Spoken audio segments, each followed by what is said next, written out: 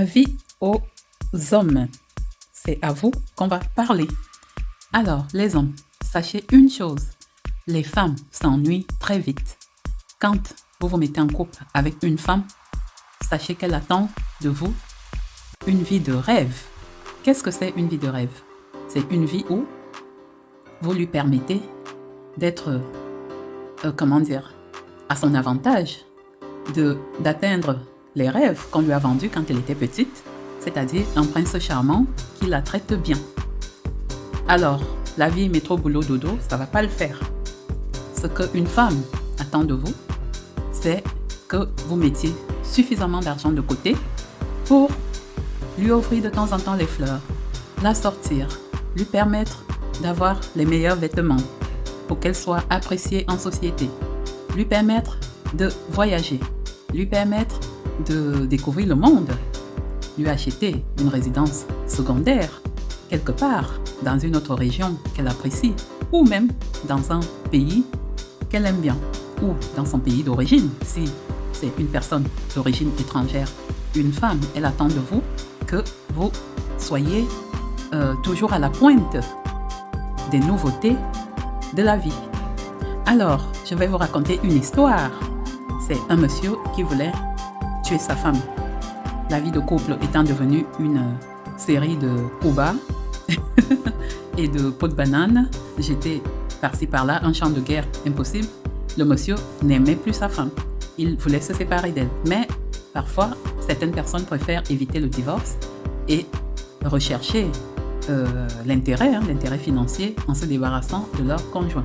Il décide donc de supprimer sa femme et pour cela, il se tourne vers son père et lui demande conseil. Il lui dit, voilà, j'aimerais tuer ma femme et j'aimerais que tu m'aides, papa, parce que je ne veux pas me retrouver en prison et j'aimerais trouver des solutions pour faire un crime parfait.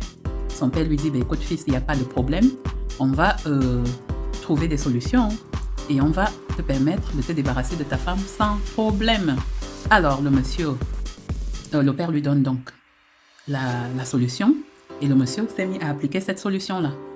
Alors, il amenait sa femme au spa, il l'invitait au restaurant, il l'accompagnait un peu partout, il était au petit soin avec elle et pendant qu'il faisait tout ça, il lui mettait un petit quelque chose dans ses boissons.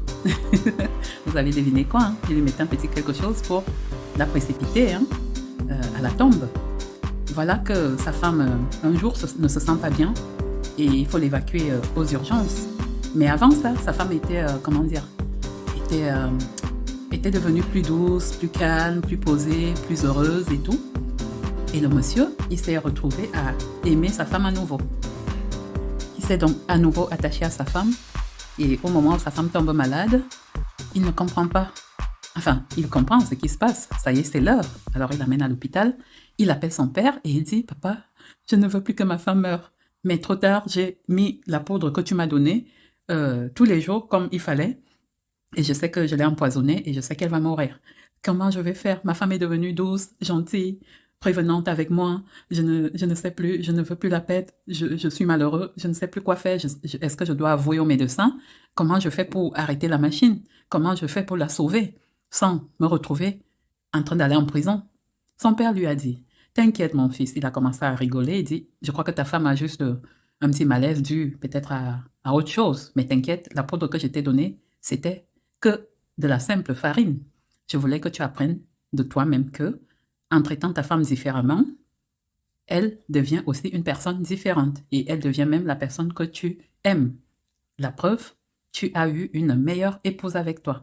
Le mari soulagé, il s'est rendu au chevet de sa femme qui avait juste fait une petite indigestion, une petite fatigue due aux multiples divertissements qu'ils avaient eu l'habitude de pratiquer ensemble.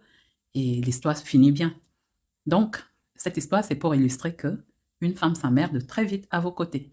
Plutôt que de vous dire « je vis une vie de merde », avec elle, trouvez ce qui la fait vibrer. Trouvez comment la faire rire tous les jours, comment la faire revenir dans un état que vous avez aimé au départ. N'est-ce pas? Allez, on arrête l'hécatombe des divorces et on redevient des hommes qui savent séduire les dames.